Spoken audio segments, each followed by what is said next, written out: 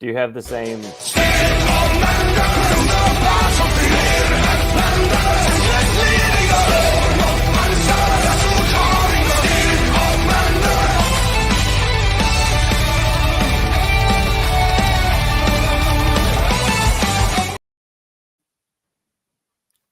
There it is. Was that as long as it was supposed to be? Yeah, no, that was the whole thing. There's generally another part, but I don't know where that's at. Obviously, this show is called "The Inmates Are Running the Asylum" again. So obviously our El Capitan is not here yet again. So we've really got to get better at that. But anyways, I'm your host Kenyato. Right over here is your other host Santana. And we're here to tell you about some bold Sport. claims / predictions today. How you doing today, buddy? I'm doing well, man. Glad that for whatever reason the internet's working tonight versus last night. Yeah, we had some technical difficulties. Apologizing to all of those viewer. I'm sorry that we let you down. Also, always brought to you by our nice cold. There we go. Get proud the name sponsor and the logo. Perfect work there, Santana. Proud sponsor. They definitely sponsor us. Yeah, we have not heard back from them, but one day perhaps. I'm a master pesterer. Somebody will pay attention to me at some point. It's quite literally why we've been friends for so long. Mm-hmm. That's why all my friends are my friends. Oh my God, that is true. Yeah. I'm just rolling back through them. Santana gets what he wants, okay? Santana suppresses. Santana suctions. That's a whole new segment. I started to say Santana seduces, and that's not the segment we want. That's not. Well, but he can. Maybe a limited guest and he list. will. You got anything to bitch about tonight? I just need to know if I need to have that one ready. Do you know how to do it? Do you know how to get it ready? I have no clue. Jesus, no. I don't know. I say that just like maybe I'll get mad at some point. There's a good point. Okay, and then I'll just throw that one in there. Yeah, just like throw it at the end. Actually, I got a funny thing to do for our strategy today. And I'm just gonna do it each and every time because I don't care if it makes anyone else laugh. It's gonna entertain me. That's fair. Anywho, viewers, whoever watches this, we are going to talk about some bold claims / predictions for the upcoming sports seasons. Obviously, none of it will be I didn't tag baseball Normie related. Oh, you didn't tag Normie? I didn't tag Normie. I can make it happen. Hang on. Watch this. This is nope, not that. Watch this. Boom. If quote tweeted. Got it. Nicely got it. Good work. All right, let's talk some sports, bro. Let's talk some sports. Do you want to kick it off? No, I'm more interested in yours. Okay, well, I'll kick it off. Here we go. It's a bold strategy, Cotton. Let's see if it pays off for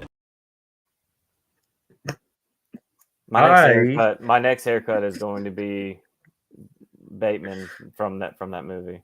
It 100% should be. I don't know how mine would react to that, but I'll just go into great clips. Also a great sponsor. I should tag. Oh, I didn't even tag Natty. God damn it, dude! I am struggling. I'm struggling. It's a bold strategy, Cotton. Let's see if it pays off for him. Okay. Yeah, I'm sorry. Yeah, you guys are gonna get that a lot. Anybody who does decide to tune in, we had a viewer for a second. Anywho, I could guess on one hand and nail that one. yeah, 100%.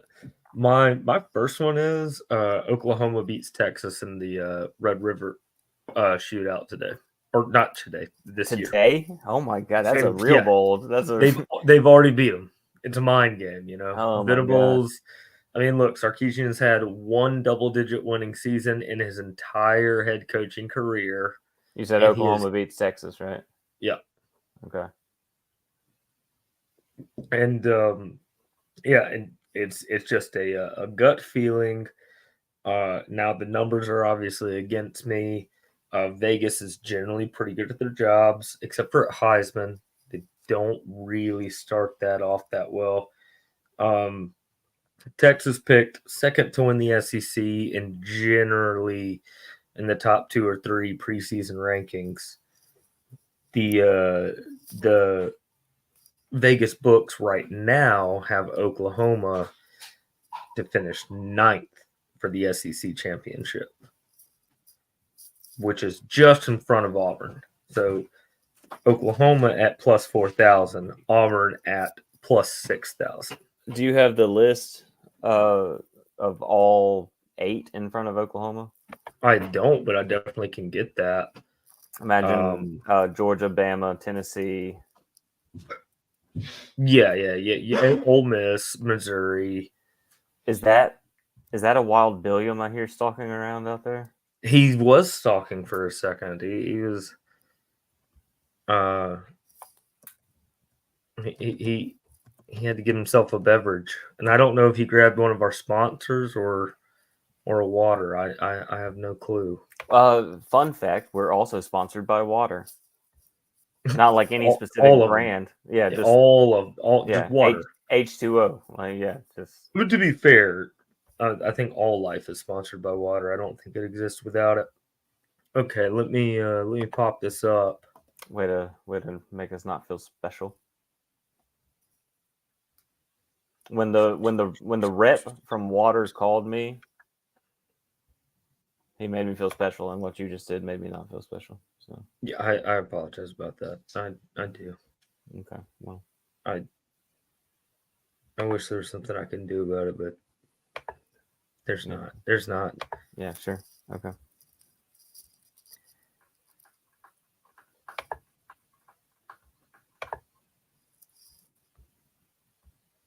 Is it working?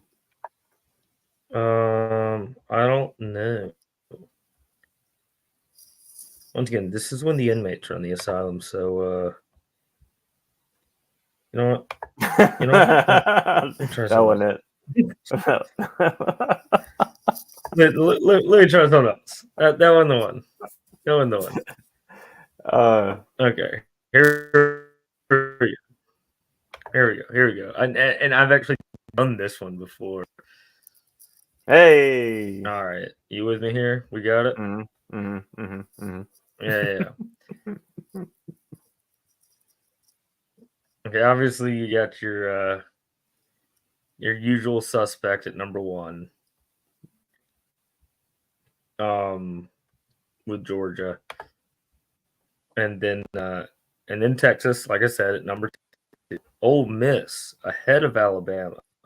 And okay, so Georgia at plus 185. That's fairly common, kind of expected. They're probably going to be ranked number 1 this year. If it's not them, it's going to be Ohio State. And Texas is probably going to be number 3, just overall rankings. So plus 310 for Texas makes perfect sense. Ole Miss at plus 650 ahead of Alabama at plus 950. I think is abject insanity based on the rosters and the recruiting. Aren't we going to get into at some point a Cagnato gambling segment? We are. Okay. This to me would seem. And I'm telling you guys right now, this is the very first time Like, get on while the getting's good. I was about to say, Oklahoma beats. Spread is already minus 8.5 Texas. okay, Take the 8.5. Even if they don't win the game, take the 8.5 on the Oklahoma side. Take that plus 8.5. You're getting 8.5 points anyways. And Kenyano has a gut feeling. he's generally pretty good about his gut feelings too. I'm writing it down right now. But what I was about to say was that, like, I feel like you could probably get some pretty good value with Alabama in this scenario, right? Like, 100%. 100%. No, like if we're talking about just like betting who wins the SEC, look, Kalen DeBoer has done nothing but win everywhere he goes. And the only roster that Alabama is second to in pure overall talent, based on every metric that I've seen, is still only second to Georgia. Georgia has to travel to Bryant-Denny to play them this year. That's before the SEC championship game in and of itself.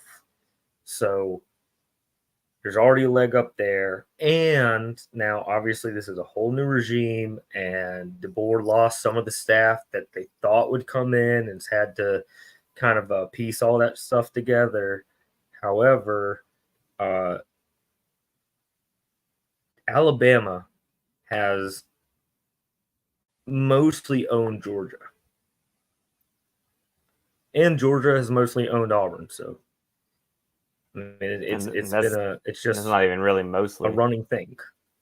Yeah, no, it's like, I think Auburn's won 3 out of the last 18. It's incredible. But Alabama does seem to have their number. Now, could that change now that Kirby Smart is still leading the charge at Georgia, and now Kalen DeBoer and new regime? I don't know, but rosters are so incredibly similar. I think it's wild that Ole Miss is ahead of Alabama in the odds.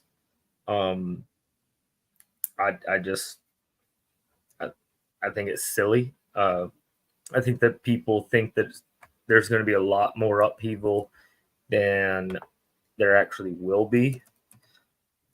And Kalen DeBoer is doing it an entirely different way, no doubt about it. But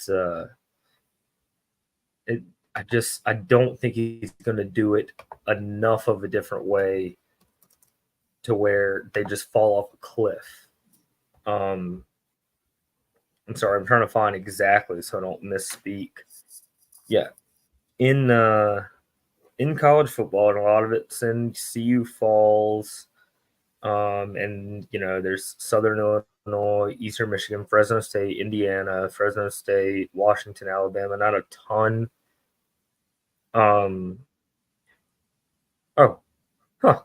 There's also the CU Falls baseball assistant coach. Didn't know that until just now. The man is 104-12. He's a winner as a head coach in football. He's a winner. I just don't think. That was it. I just don't think that they're going to take that big of a step backwards. Like, will they be Nick Saban level dominant? No, almost certainly not. Maybe never ever again, because that was the greatest performance of all time. Well, and he got let. Are we lagging? No, I don't think so. I just saw some comments. I can't remember who this particular commenter is. Me neither. I have no idea who that is.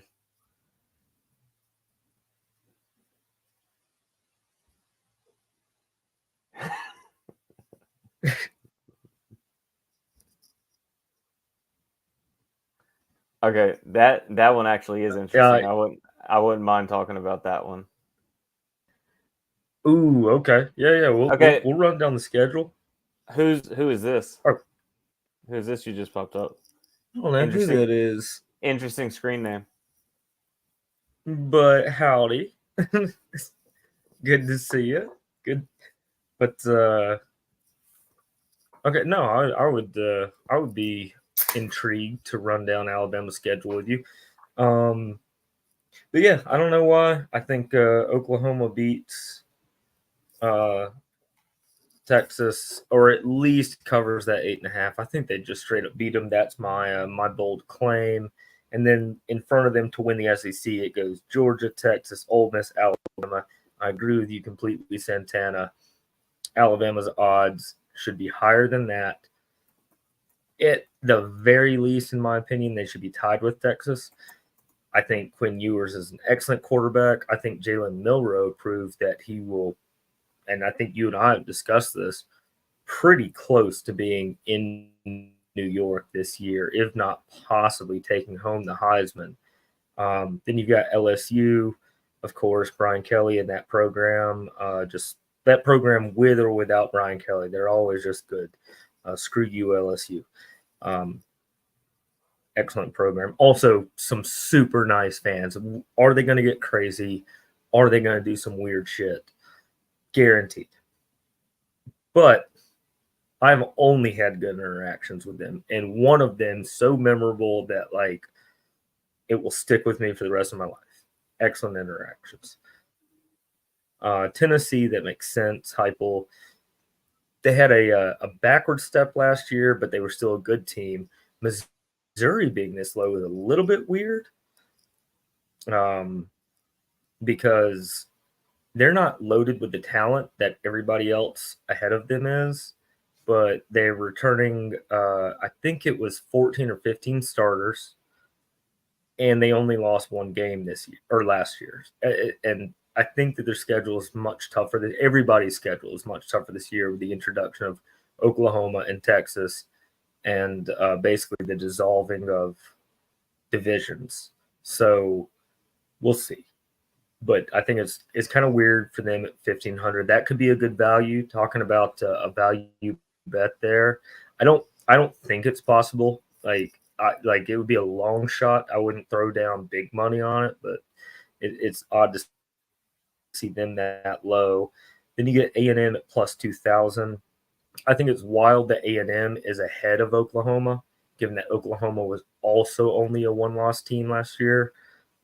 Now, granted, the Big 12 is not the SEC, but A&M also, like, if you're going to bump Bama back as much as you did, the perennial favorites in the SEC, why would you not bump A&M back the same way under a new regime? That doesn't make much sense to me. Still a stacked roster, but we shall see.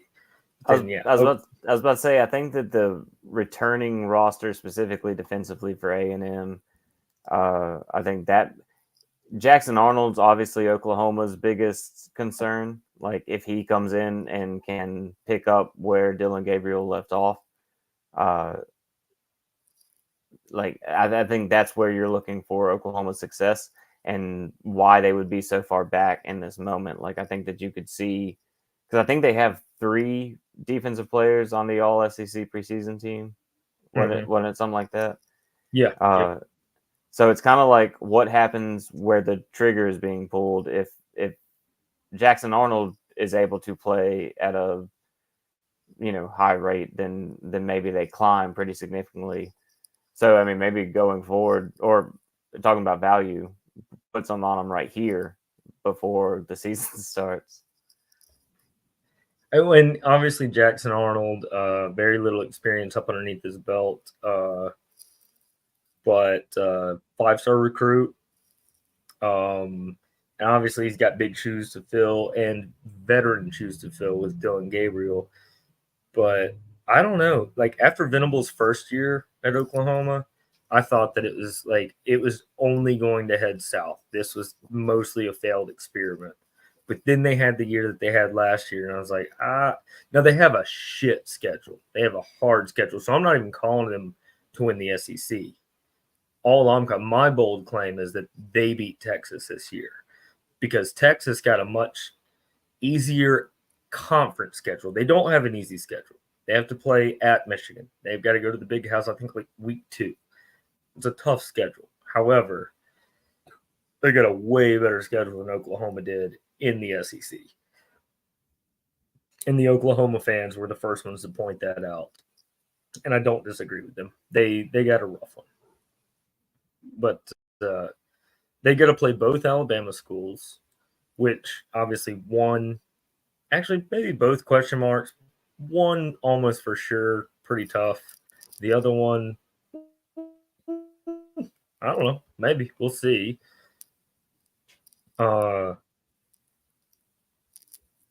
but they got a tough one. But then yeah, just run down the rest of the list. Then that's where you get to Auburn. Auburn's got a pretty difficult one. Actually, their odds have moved up a little bit from plus 6,000 to plus 5,000. Auburn, everything hinges on quarterback play. The fact that Auburn's ahead of Kentucky is encouraging for Auburn fans, but also, I don't know, that's pretty par for the course. Kentucky's going to Kentucky generally. Exit out of this and bring up Auburn's schedule.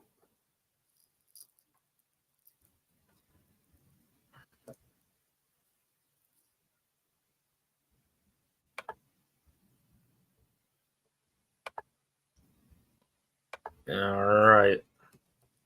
Are we ready for your bold claim? That's why. Or are we just talking shit? No, when you started Yeah, when you were talking Auburn, I was like, this is the perfect time to move into my first one. I'm gonna sandwich. I'll go ahead and sandwich Auburn, something else. Auburn. That's what my claims are going to look like. Okay. All right. And I don't know which one of my Auburn ones are more shocking.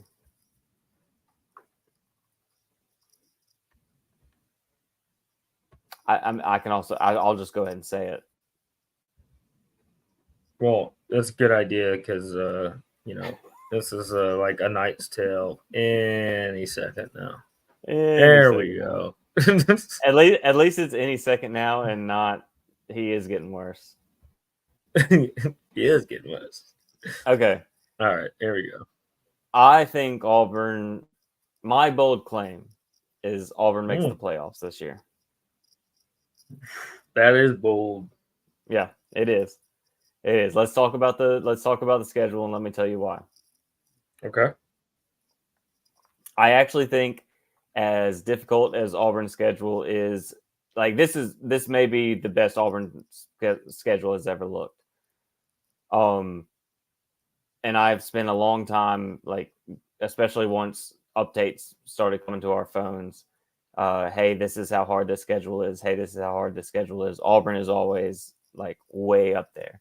I think this is maybe the best chance Auburn has to do something more than what they're really ready to do, obviously you really should be looking at 4-0 going into the Oklahoma game. Yeah, if they draw Alabama A&M, Cal, New Mexico, well, any one of those three would be just an absolute. Yeah, those first three would be, oh my god, like it's panic mode. Arkansas would be like, Arkansas is like, well, good for Sam Pittman, good for the trajectory of and Arkansas. They bite people in the ass all the time. Sure, but it's at home. They should not lose to that Arkansas team. We should be paying, or should be looking at 4-0 heading into September 28th. And I think that Auburn can and should, if the moment, like what the energy around the program is right now, transitions into the on-field production, if it follows into the season, I think Auburn beats Oklahoma. So now we're looking at 5-0 going to Georgia. Probably drop that one, right? But if you're looking at 5-1 heading to the Missouri and Kentucky stretch, both of which I think are not games that should just be able to be checked off. I mean, currently where they sit and have sat in the past couple of years, they are ahead of Auburn. But I think that, again, if the energy, what Auburn has done roster-wise this offseason, transition. Like I think that we could be Okay. looking at. Go ahead. I'm just to a rewind. You think, and it's obviously a huge swing game. You think Auburn takes down Oklahoma in Jordan-Hare, Yeah. and then probably loses to Georgia at home. That's what Yeah. history tells us. Yeah. You think the next two games at Missouri and Columbia and at Kentucky and Lexington, Auburn can take those. I do. I think that they can take those. Now, if show me the rest of the schedule real quick. All right. So if they can take those, obviously Just show me the rest of it and then come back to it. Okay. Okay. All right. So yes. So yeah, go back to the Kentucky and Missouri part. Say worst case scenario, you split those, lose to Bama, beat A&M. You're sitting at 3 losses. All you have to be is in the top 12. Yeah. I think that puts you in the playoffs. I mean, as an SEC team, I agree. A 3-loss team, although some other stuff would have to happen. I need a 9-3 team to get, but the Big Ten is experiencing the exact same thing.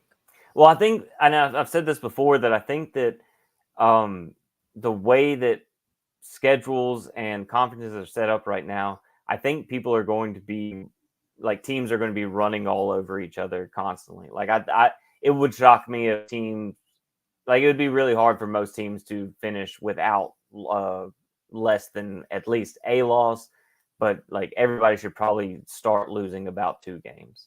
It's kind of where I'm thinking. Yeah, I agree. I mean, it's definitely going to an NFL model. Yeah, like the conferences are expanding. The playoff is expanding. We'll see how more long. Good on good.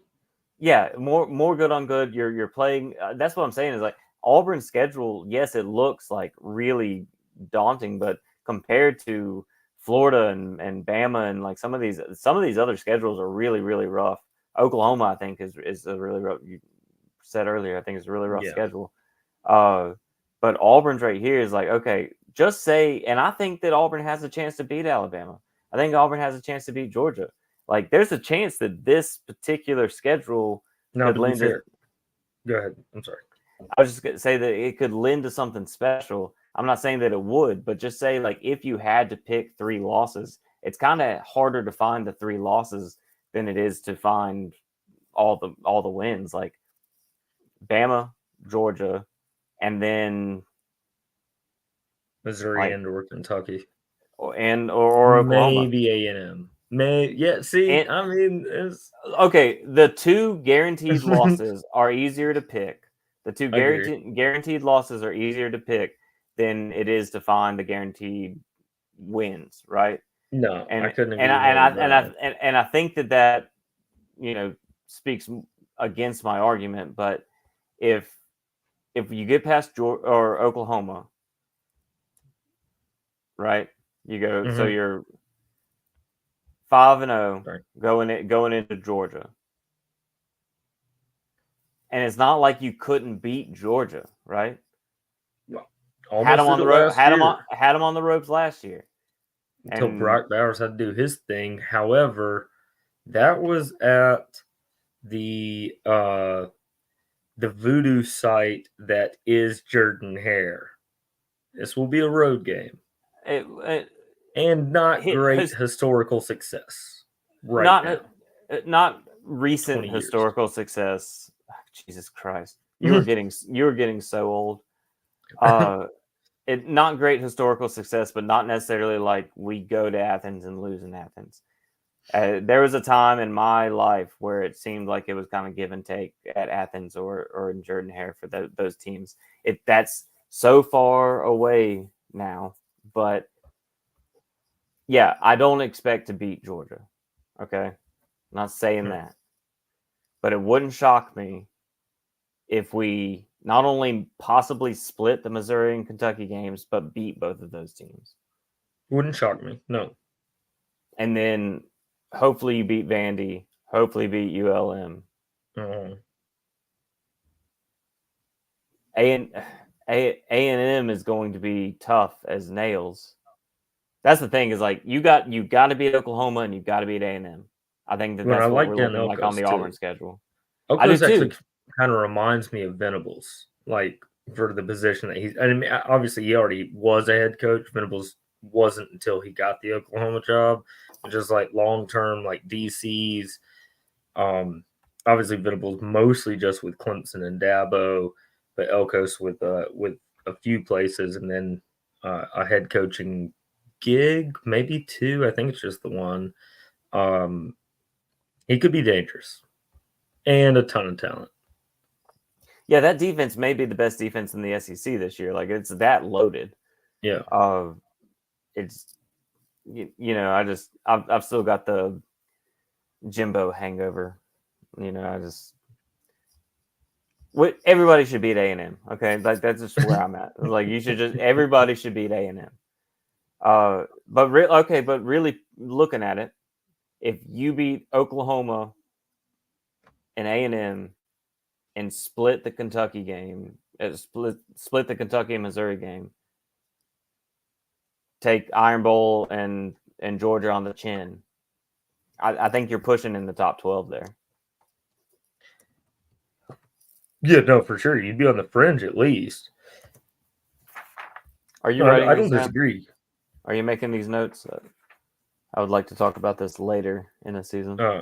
My note right now is Auburn makes playoffs, loss at possibly Georgia, Alabama, and then star insert team. So, but I'm also having to look at another set of notes. So I'm all over the map right now. look at the notes that matter to me. Okay, can we do that? Yeah, I don't know what notes those are. I'm not taking those notes. Those are your notes. Just look at the notes that matter to me. Shouldn't be that hard. Your turn. Okay. Well, talking about a difficult schedule and the next bowl game. Oh wait, here we go. I forgot to do it.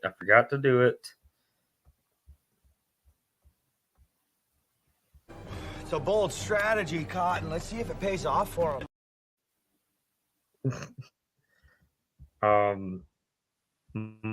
My next bold claim is that the Oregon Ducks win the Big Ten and compete for the national championship.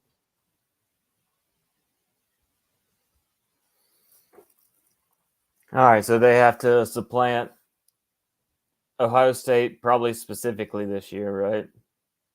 Yep. Well, I mean, and once again, it's a difficult schedule. I'm going to do this one in a more basic version. So, they get Idaho at home, Boise State at home. Those should be pretty much giveaways. Oregon State generally play on rivalry weekend. Obviously moves with conference realignment, but that is a big one. I can't remember the name of their game, and it's a pretty good one, I felt like, but doesn't matter. Neither here nor there. And it's a good team, but it's and obviously a rivalry, but Oregon's got to be more motivated and then obviously a lot more stacked. Dan Lanning. They lost their quarterback to the transfer portal too. Oregon State did. Yeah. Yep. Yeah. No more DJ Uyunglele. Nice. And then you get UCLA at UCLA, but they lost their coach, which is an weird thing for Chip Kelly to leave a head coaching position for a team that was moving into the exact same conference throughout this weird conference realignment that's going on, to go to another team as an offensive coordinator in the same conference, which makes me think that boat might be taking on water, but that's neither here nor there right now. Oregon should win that game. So right now we're talking about 4-0. Michigan State has to go to Oregon. Oregon probably wins that, right? So 5-0. Ohio State has to go to Oregon. Ohio State is now 0-2 against Oregon in a home and home situation. God, football's Now, getting so cool, man. Like it's always been, like just the fact that we get that game just regular season is awesome. super neat. The fact that we get it 3 years in a row, like because of conference realignment, we get to see Ohio State play Oregon 3 years in a row, and they've been really good, fun games too. At least the two previous. But so Oregon gets by them, and not to mention Dan Lanning has done an excellent job recruiting. Stays in the top 5 since he's been there, and they just not to mention the Nike backing from Phil Knight and whatnot. I don't, and that program has just been so solid for so long, for like a couple of decades. Talk about 20 years of just a program that was nothing, that had like are really trying to turn themselves into blue bloods. And they get Dylan Gabriel to replace Bo Nix and Santana. Here's the question I'll ask you, just a quick sidebar on this. Who would you pick, Dylan Gabriel or Bo Nix? Like if you had to start a college football program today, which one of those quarterbacks do you think would be better fitted to win you games? I think Dylan Gabriel, but overall, like I don't know that we'll see Gabriel drafted in the first round. And not to say that I think that Bo was necessarily deserving of a top 10 pick. Didn't he go 10? Early 13, I think, to the Broncos. Okay, 13. So top 13 for Gabriel. I don't think we'll see that. I could be wrong. Oh, and I agree with you 100%. 100%. But I also think that the skill set's similar. Well, I think Bo physically is like much more like Bo's bigger, pretty sure, and his arm is pretty good, and I think he's substantially more athletic than Gabriel. Though, like Gabriel's like left-handed, Bo light is what I would say athletically. Okay. I think. I mean, realistically, like skill set, when you say it like that, like what do they thrive doing? I think, yeah, you're right. They probably do. They are pretty similar. It's like what they do well. Short range accuracy. Yeah, that's they both can move in the pocket well. Short range accuracy, ability to push the ball down. Not completely consistent down the field. I mean, I think they both. They're I think they're both pretty. I don't know. We could look up stats about what they do. I think that had Bo been in what he thrived in like at Oregon from his freshman year, I think we could be talking about Bo as one of the like greatest college quarterbacks of all time. Like I think that I don't disagree with that. I think he shown up in Auburn and had the offense and the weapons and the like just the backing that he did in Oregon, I think that we would be talking about Bo completely different than how we do now. Well, and sans the pressure as a legacy. Yeah, your dad was here. We all wanted you here. I'm still not positive that Bo needed to start his freshman season. If Bo had gone to Oregon from the get-go, we may be talking about Bo as like one of the greatest. Like that dude, his clutch moments, his athletic ability, his grit. Like there's so much about that guy that like it didn't work out at Auburn, But I could see it working out now that he's in Denver. Whether it works out in Denver, I don't know. But like I could see if he had been somewhere else in a better situation. Obviously, his 2 years with Oregon, he put himself into basically the NFL doesn't have a lottery pick, but he put himself into the lottery. That's how much night and day it became. So I 100% agree with you. But then you get Oregon going to Purdue, and the Boilermakers are always like a gritty team, but Oregon probably wins that one, right? So, okay, so call Ohio State a toss-up. That's one loss and or they're still undefeated. You get Oregon at Purdue. Oregon wins. Illinois at Oregon. Oregon wins. You get Oregon at Michigan. Here's your next one. How did the defending champs fare? And they were returning, I think, 4 projected number 1 starters on the defensive side of the ball already. Like, so like four projected NFL draft worthy defensive players. But change, like, so if you're gonna bump Bama back the way that Vegas did, you get that. It's crazy to me that they didn't do it with A&M also, but whatever, it's neither here nor there. But that'll be obviously tricky, and we're not. In fact, we're going to know very early how good Michigan is or is not, because I believe it's week 2 that they get a hold of Texas, and or Texas gets a hold of them in the big house in Ann Arbor. I think super pumped for that game. So, people can be so mad about how football's going, but like this is so exciting. Like the way the helmet games alone, like it doesn't even matter how good the teams are. Actually, it's like so Oregon and Michigan are going to play this year. We're just going. We get Oregon and Michigan. Yep. Michigan plays Texas to start. Like I love where we're at with. I know a lot of the old heads are not there, but I love that we're at a place where just like college football, the video game is real. And no, 100%. Well, and I love that the Big Ten scheduled their 3, like just overall, like rankings wise, top dogs. Oregon will play Ohio State. Oregon will play Michigan. Michigan will play Ohio State. I mean, that's rad. Like, that's like, and then not to mention, so if they split Michigan, Ohio State, or if they lose both of them, they've still got a shot to win the conference championship, because this conference could, like we were talking about, like start to eat each other up. You know what I'm saying? You got Maryland at Oregon, should be a win. You got Oregon at Wisconsin. I like Luke Fickell. Nothing against Wisconsin, but I still think that they've got work to do.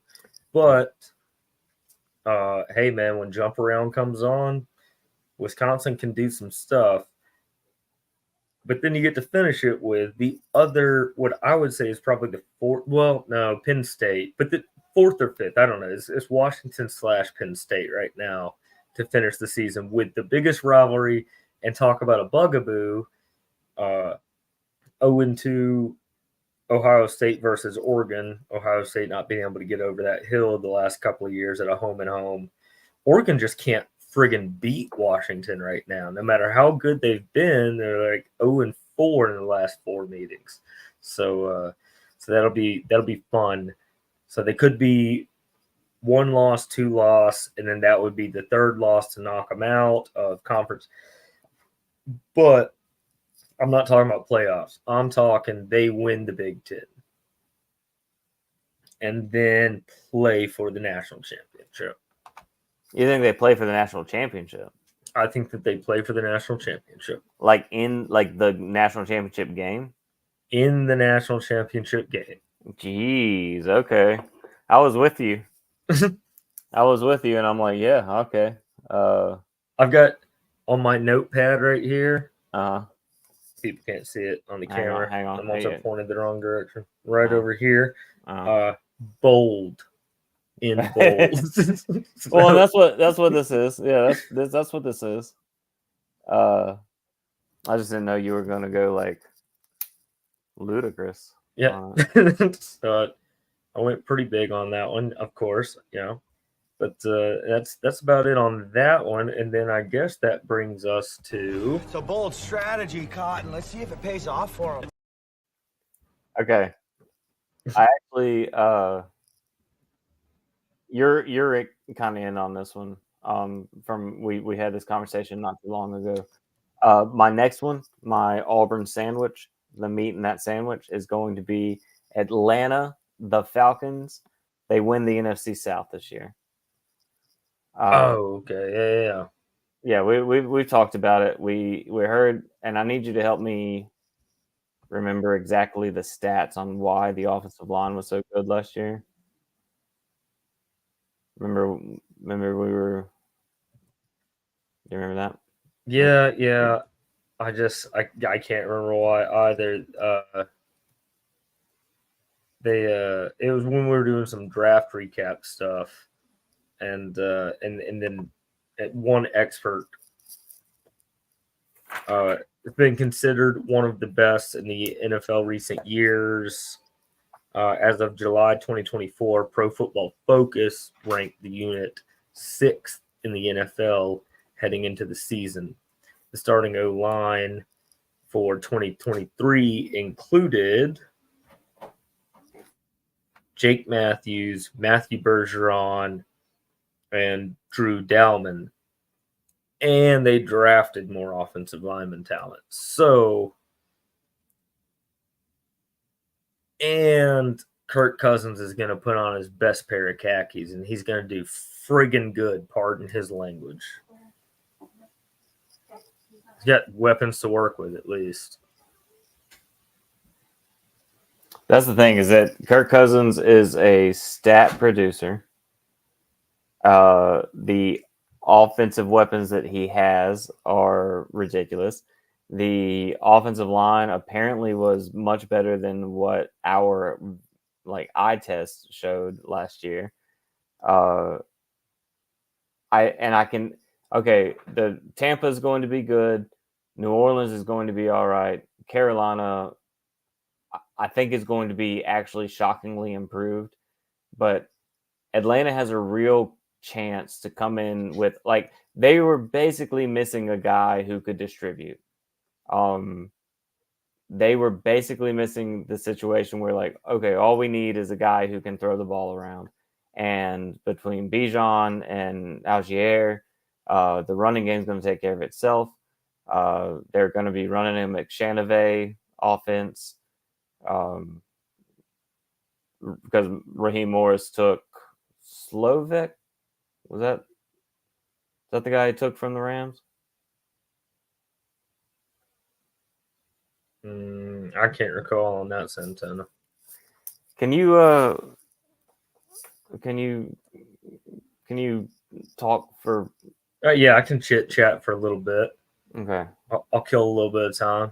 Okay, I'm gonna. Santana's got to step away from the screen for a little while. Yeah, I'm gonna go kiss my kid. Tell her to hush. Yeah, it's bedtime. Yeah. Right. I'll be right back. All right, I'll see you, buddy. Okay. Anybody in the chat room, viewer, want to talk about anything specific?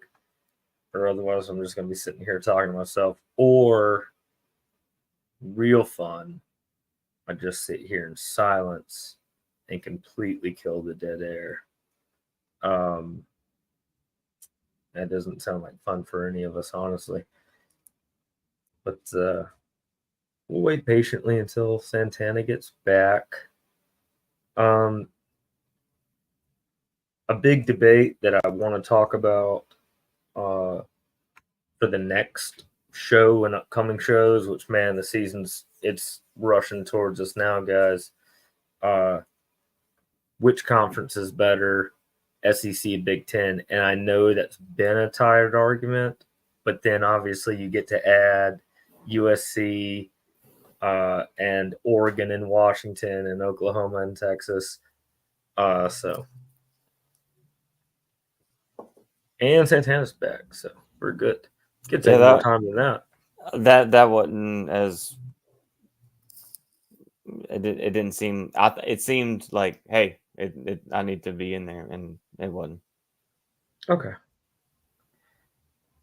You guys aren't gonna know this, but this goofy bastard over here is a dad.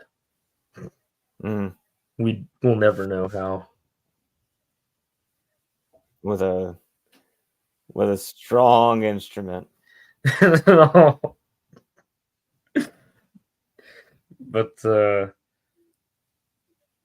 Yeah. Oh, I did bring up which conference is better, SEC or Big Ten for a show later, and I was like, it's been a tired argument, but now obviously that landscape has changed, bringing in USC and Washington, Oregon, Oklahoma, Texas, and the combination of those. So, food for thought for later. Get back on your point. NFC South for the Falcons. Let's run their schedule, man. Let's run it.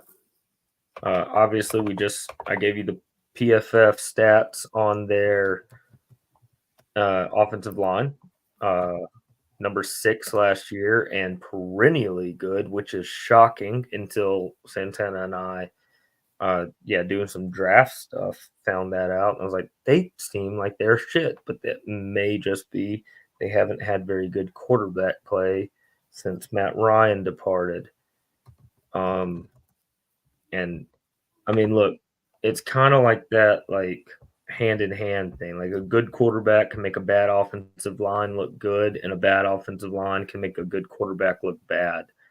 But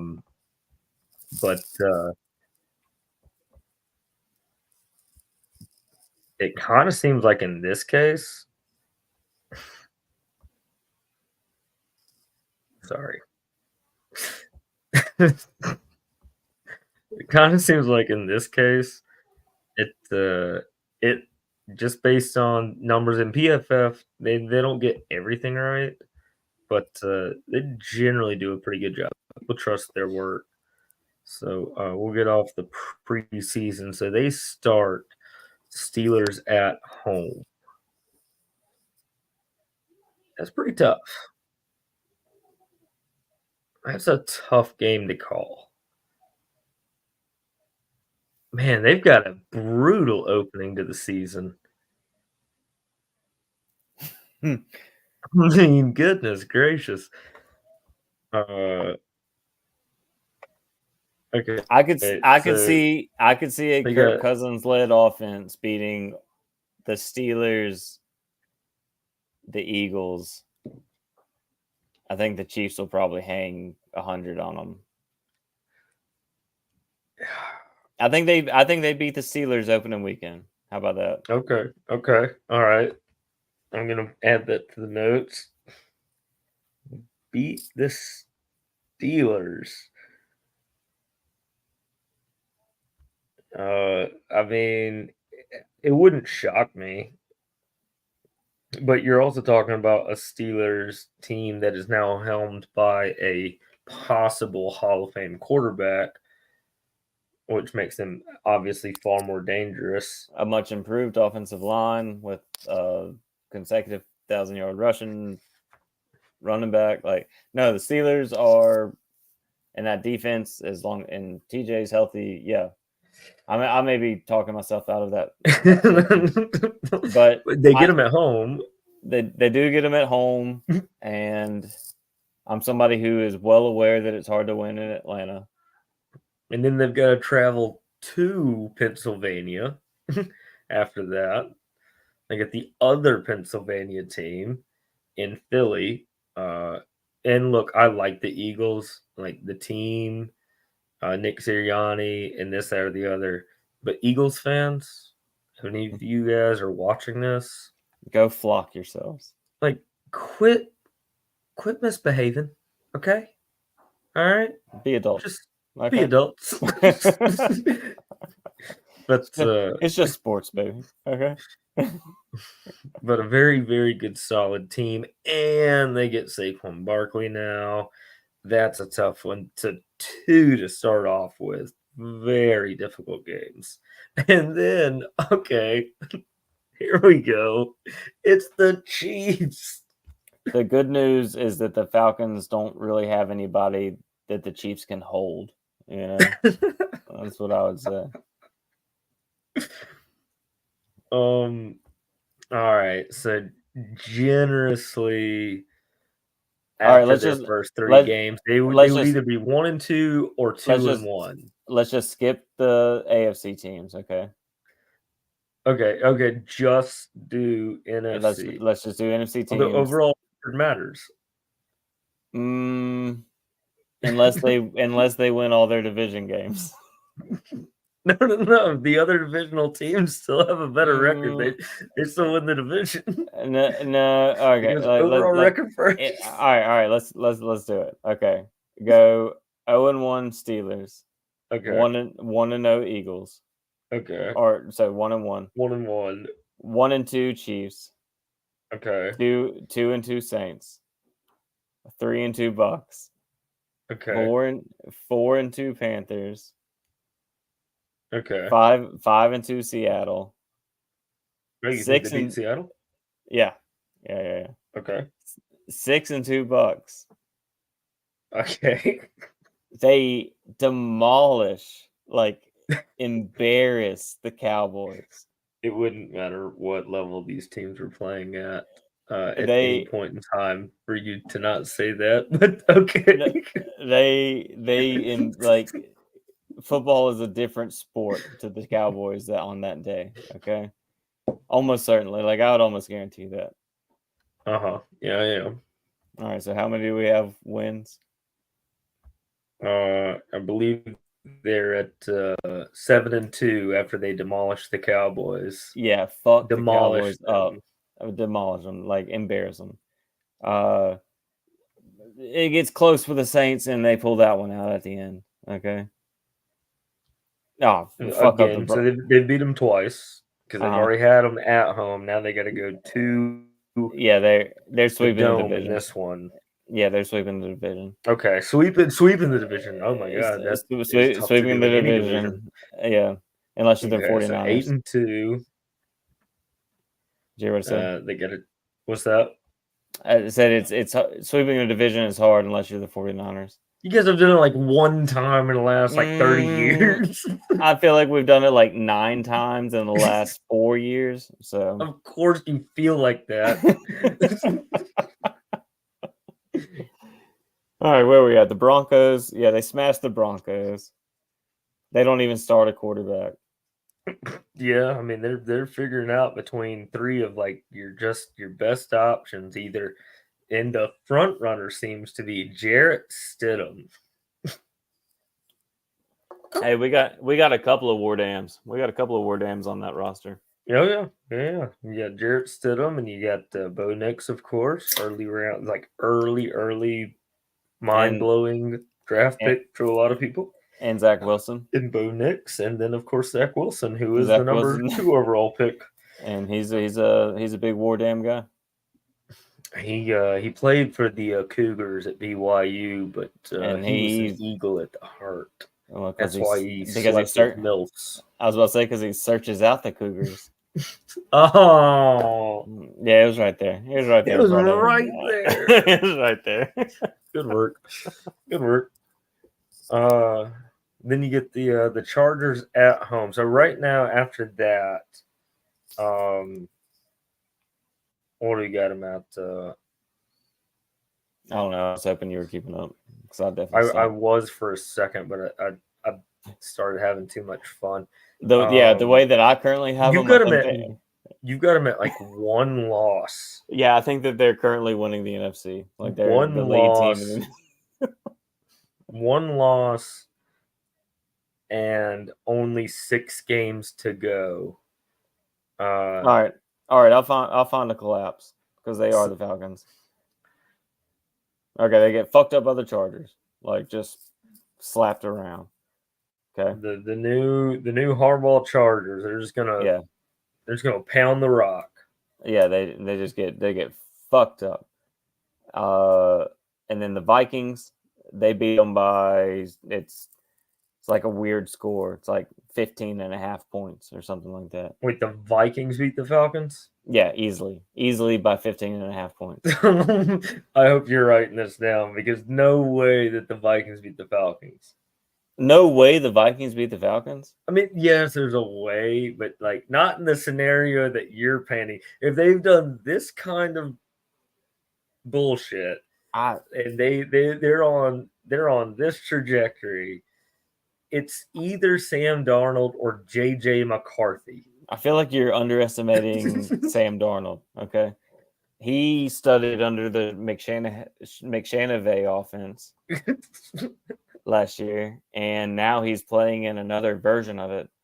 And he has Justin Jefferson, which He is does have Justin Jefferson, which is the third best receiver in the league behind Brandon Ayuk and Deebo Samuel. So third best to you childish Hambino.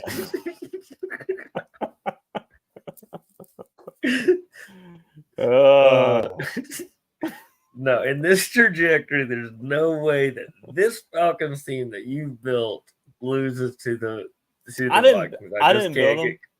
This is I didn't build record-wise. Record-wise, this is second loss. This is Arthur Blank. Okay, Arthur Blank is this team. All right. Their second loss comes to the Chargers. Dr. Blank. I'm pretty sure he has a some sort of doctorate. Yeah, their second loss comes in week 13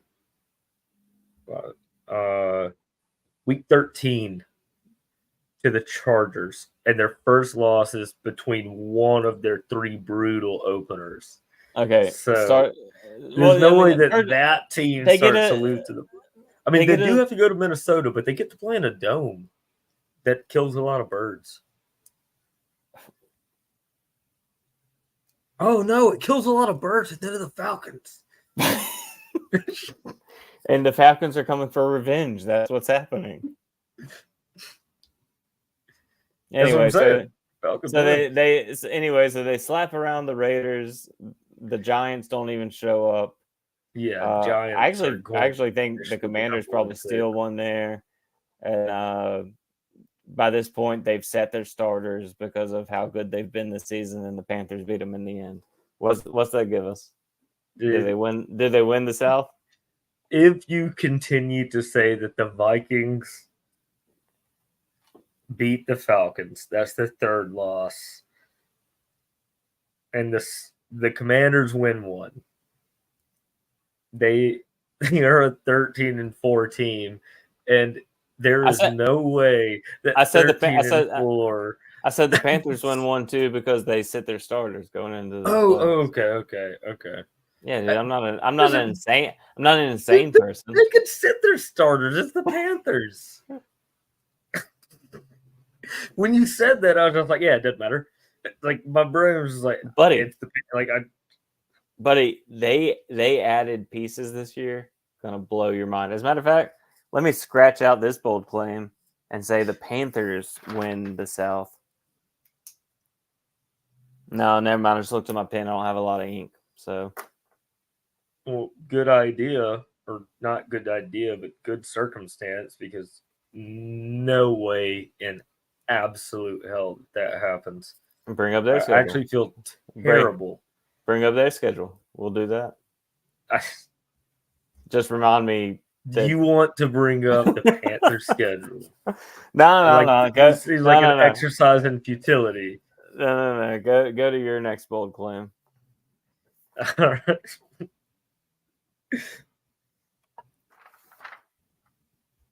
It's a bold strategy, Cotton. Let's see if it pays off for him. All right. Mine is actually going to be SMU makes the college football playoff and either plays for and or wins the ACC. Yeah, totally agree. We're going to skip on by this one. I totally agree. Well, Rhett Ashley, Preston Stone, he doesn't have great completion percentage. It's like 59.9%, but he's somewhat of a dual threat, good leader, got a lot of experience. So, and it's the ACC. Bring up their schedule. All right, let's do it to it. We'll tag the next round in this because this is something that that's where like Lance Taylor was the one that was like, hey, I think that they could probably do something in the ACC, and I went, yes. Okay. Yes. Let's on their schedule here. So they go they go to Nevada. That should be a win. Yeah, you get I don't know who HCU is, which means that probably a win. I should know who HCU is. I apologize to the viewer. Oh no. We have 2, or we did. Okay, we got Yeah. Yeah, Hambino said this just a little while ago. he did. He said all the way. Oh damn, we missed Cody's is Ayuk playing this year. Well, I mean, he's playing somewhere, I suppose. Oh, sorry, that was the wrong one. Yeah, and yeah, you can address that one. Yes. My sources tell me, yeah. Actually, put a pin in this, Kenyatta. We can talk about that when we get done with our things. But yeah, so they beat HCU 2-0. BYU, dangerous team. Love Kalani Sitake, head coach at BYU, but they got to go to SMU. I think SMU wins, maybe not handily, might be a close game, might be a tight game, but I think that they win. TCU also has to come to SMU, much shorter travel. Well, I don't know, maybe much shorter. Texas is friggin' huge, so 2 Texas schools, but Dallas, so they got to come to Dallas. I think SMU wins, and it's still Sonny Dykes, and I don't think Sonny Dykes will ever do what he did a couple of years ago ever again. He's never won 10 games in a season until that year, which is wild. But he went to a championship game because Michigan decided to just Gus Malzahn shit the bed. Florida State, that's incredibly tough, but they get them at home. And Florida State doesn't have Jordan Travis anymore, and they don't have Curse anymore. And like they lost a lot. Florida State lost a lot. Now they got to go to Louisville. So, which are these are the 2 games that Lance Taylor said they would be underdogs in. Everything else they should be favored in. And it's a favorable schedule. And if you split those 2 teams, very similar. SMU and Auburn, I feel very similar. Like if you win the games that you're supposed to win, then there's a good chance that you end up in the top 12. No, I 100% agree. And also, I don't know if they'll split those games. I think that they could win both of those games. Like, Florida State lost a lot, and we saw what happened to their offense. Not to mention Keon Coleman's gone, who is an absolute delight, and I wish him nothing but the best. That dude. And I don't like the Bills all that much. I don't have anything against you guys. It's mostly Josh Allen seems like a bit of a big, huge baby. But I've also seen him in things where it's like, man, I don't know. Maybe I like him. He's an enigma. But yeah, I mean, like, you put like 8 people off of your starting roster into the pros. I do think that Mike Norvell is a hell of a coach. And I thought that him coming from Memphis to Florida State, but it was a slow start. Obviously, last year, he kind of shut some people up, but I think this year will be a fairly large step backwards. So, and they get him in Dallas. So I think that they beat Florida State. Louisville is just a wild card, but I think they beat Louisville. And then you get Stanford, Duke, Pittsburgh, Boston College, Virginia, and Cal. I think they finish this season, regular season, undefeated. You think that? Oh, that's a bigger. Write that down, because that's a bigger bold claim. Because I don't. It's not that they couldn't. Like 1,000%. Again, going back to what I said about Auburn, if you split Florida State and Louisville, that's possibly one loss. But if you think that they go undefeated. Sorry, technical difficulties for a second. And there we go. What was it that you had to get a sponsored beverage? You had to lean out real quick, which I guess I could have just done on camera. on camera. On camera. You gotta cram the camera. It would blow my mind if they went undefeated, but I 1,000% agree that they could be. That was one of my earlier before I wrote down the 3 that I wrote down last week. Like SMU making the playoffs would not shock me, and I'm pulling for Rhett Lashley. And I'm not saying that they do. Pretty cool I just name. think that they could. It's a pretty cool name. I just think they could do it, and the schedule sets up pretty nicely. You just said that they would go undefeated in the regular season. Well, I said, like we were talking about, the 2 games right here with Florida State and Louisville are your like big ones, unless they really choke something away somewhere else. And BYU, I'll give BYU that. BYU is still a threat. Should be favored in every game other than FSU and Louisville, is what Lance Taylor said. And he could be right. It wouldn't shock me if they're favored in every game this season. Now, it's going to be a weak schedule, but it doesn't matter as long as they go undefeated and then win the ACC.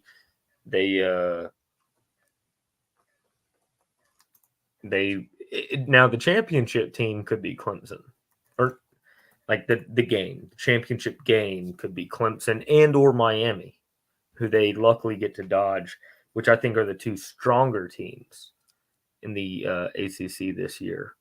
But given the new scheduling, they get to dodge those teams. So I would have figured they would see one of those 2 in the championship game, which if one of those 2 teams beat them in the championship game, obviously my prediction of them winning the ACC is wrong. But my prediction of, like, this is a 2-part prediction. That I've got them predicted to win the ACC, go to the college football playoffs. So I would lose winning the ACC, but with 1 loss in a ACC championship game, they're going to go dance. Concurred. So we shall see. And I guess it's time for your third now. Okay, this was actually my... It's a bold strategy, Cotton. Let's see if it pays off for him. Sorry, I interrupted you on purpose.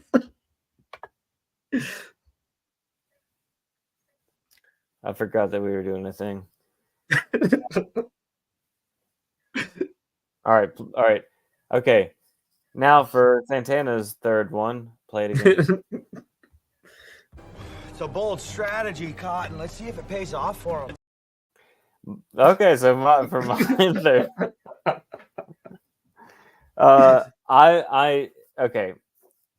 Do I truly believe that this will happen?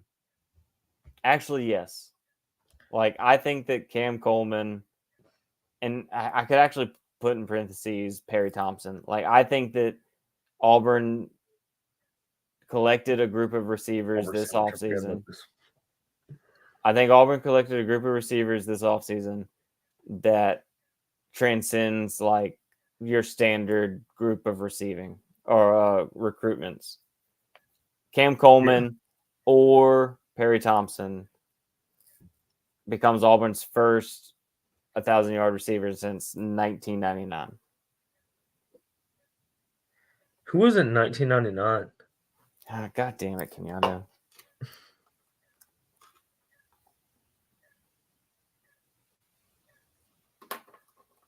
Sorry for the radio silence here.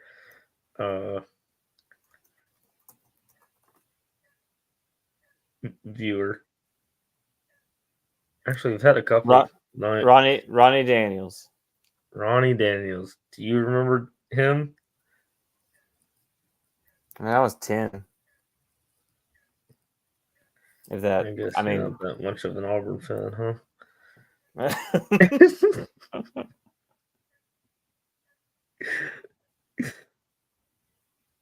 Okay, all right. Okay, and all right, this is how we drink those platinums now. Okay. I hope that Hambino is listening. Is it Hambino still here? Do you want to put your one against my one, or do you want to pick like?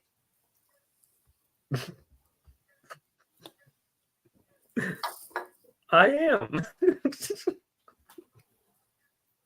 It's a difficult way to play. I mean, you got to get really creative, but Tell him. All right, listen. He's involved in this roulette. Okay. yeah. No, I mean, there's plenty. There's plenty. This Also, will only be 3 of what 9. But you put one of your bold claims versus my bold claims. Obviously, this could come to a net neutral, but like you pick one of your 3, I pick one of my 3. We put them against one another, and whoever's doesn't win, we have to drink the hot and over a year old Bud Light Platinums. Not to disparage Bud Light Platinums. no, They're we just can just hot and over a year old. and We we can can't disparage. We are sponsored very specifically. Okay. Same company. No, I'm very shooting for one specific branch of said company. Branch. No, neither of us quite enjoy Platinums all that much, but Okay, it is all still Anheuser-Busch. What were yours? Okay, so I've got Oklahoma beats Texas in the Red River Shootout. Okay, I'll go. I'll go. Atlanta wins the NFC South versus Oregon wins the Big Ten, for sure. Okay, all right. I will pick.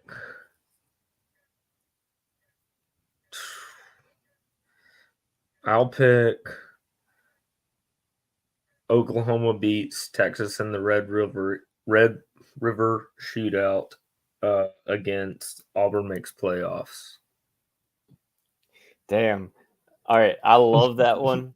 I actually love both of those because for me, mine will be decided after one game. Yeah. And Well, so will then, mine. well, yeah, that's what I mean. Like no, okay, so yeah, so if Oklahoma doesn't win, then yeah, then Auburn can still possibly make the okay. And I guess how do we decide that? Like if I'm Auburn saying it could doesn't, be a net neutral. Like yeah, like if if Auburn does, none of it happens, then we'll pass this okay. punishment on to Childish Hambino. Okay, so I think child Hambino's drinking the platinums. I think Atlanta wins the NFC South versus Oregon winning the Big Ten is going to be the funnest of the. That's the a season-long race. Yeah. And speaking of our Hambino here, Hey, all right, and so then the let third me ask you, Hambino, what are you wearing? Yeah, what are you wearing right now?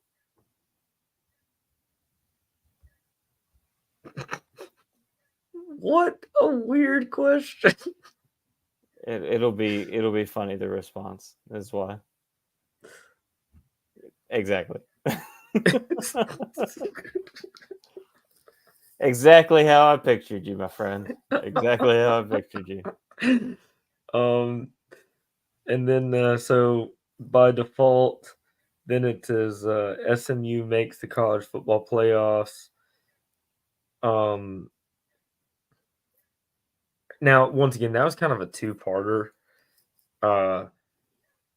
So do you want it to be goes undefeated or no. My notes are wins the ACC, makes this the CFB, and then tonight I talked myself into them going undefeated. So that's not part of that bold claim. So it'll be that one versus one of Auburn's wide receivers becomes 1,000-yard wide receiver for the first time since 1999. And I think that it matters that it's between Cam Coleman and Perry Thompson. Like, Okay, so you want to keep it to that? I just because You're narrowing your window. yeah, 1,000%. But like, what I wrote down was Cam Coleman becomes the first, and I believe this even if it doesn't happen this year. Like, I could see where it wouldn't happen this year, but in Cam Coleman or Perry Thompson or any of these guys that just committed and have signed with Auburn, before they graduate, one of those guys is going to have 1,000 yards. For mine specifically this year, that would, uh, matter to our conversation right now. That's going to rely a lot on Peyton Thorne. Peyton Thorne and 2 rookies. Hey, dude, but 4 for 92 in the spring game. I think he was amazing. He was amazing. I think that was one of my favorite things that I've seen in football. In the way that, like, okay, Auburn needs a change. Auburn needs a jump. Auburn needs electricity.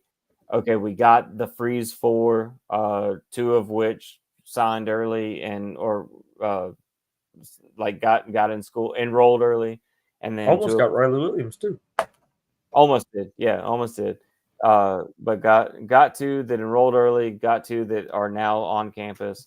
At the freeze 4. All this hype around receivers at Auburn, and Cam Coleman comes out and looks the part. Like, he hits 2 major plays downfield. Even just him on the field, the things that he wasn't, like, when he wasn't catching passes, you could see, like, okay, that's a dude. And rumors are that Perry Thompson will be that same caliber guy. Like, you're telling me that we've got 4 dudes who can, like, we've talked about here on this show a lot, flipping a roster, and Freeze has done that specifically in the receiver room. I think that it's very specifically going to be Cam Coleman, but very possibly could be Perry Thompson or one of the other young guys who becomes our first 1,000-yard receiver since 1999. No, 100%. I wouldn't be shocked. I wouldn't be shocked. Specifically Coleman, just because we actually got to see him in action in some, like, not live bullets, but against SEC level competition, and he looked every bit the part. So we're not going to see Perry until it's game time. But both of them so far seem to be blowing people away. And some people, I think Santana, you're the one who told me this, are saying that Perry Thompson looks every bit as good as Cam Coleman, that is. So it wouldn't shock me. However, you're kind of on, once again, you narrow it to those 2 guys. And also, speaking of that, now you've only got 2 targets for your bold claim. They're going to split targets. Shit. But what is this one up against for you? This is SMU makes the CFB and wins the ACC and makes the college football playoff. And goes undefeated in the regular. No. I added that one. Okay, you know what? Since you narrowed yours down, you split your 2 to 2 people on the same team. One of them, maybe both of them. Hey, it's happened before. There's been multiple 1,000-yard receivers on college teams before. North Carolina, I can't remember those receivers when Sam Howell lost all his weapons. De'Ami Brown and the other one. How about that? Well, that's one. But anyways, it can happen. It can happen, and so because you did that, I will throw in goes undefeated. Right. Regular season. Yeah. Yeah. Have you written this stuff down?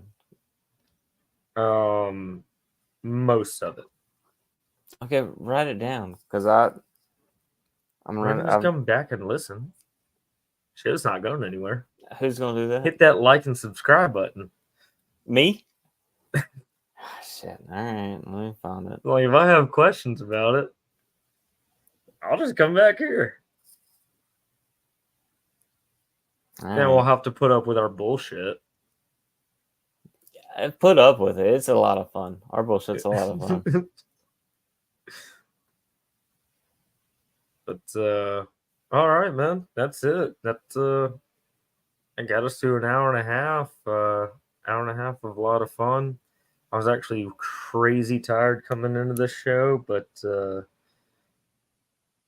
really didn't think that this was going to go much more than like 30 or 40 minutes. But once you get talking sports,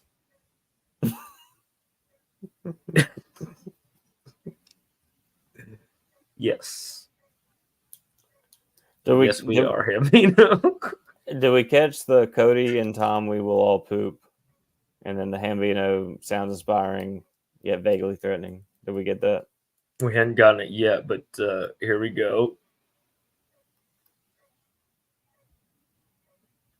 And there we are. So our viewers, some great quotes to end on. That's the if you tune into this show, that's the text behind the text.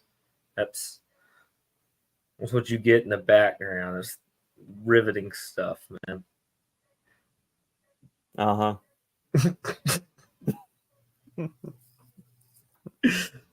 But all right, Santana. I guess I know what it's called, Hambino. I feel like Hambino's a bot. Let's get the bot out of here. Yeah, about to. You know what? I think we can. Yeah, we're just gonna go ahead and ban Russian bots. There we go. Go into that bot's room and punch him in the face. Ban user and delete their comment. Oh no, not that far. But no, it's been fun, man. Yeah. Anything else you want to say? Like you said.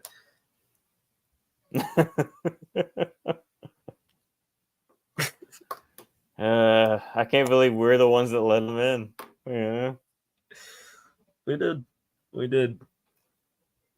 Is his door open? I have no clue.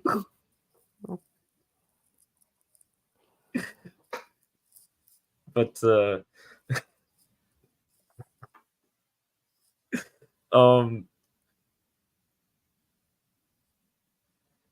I'm trying to Sean the end of this. Like, let's just get out of here. It was great. It was a good time. We'll see you guys. Yes, love everybody. Love y'all.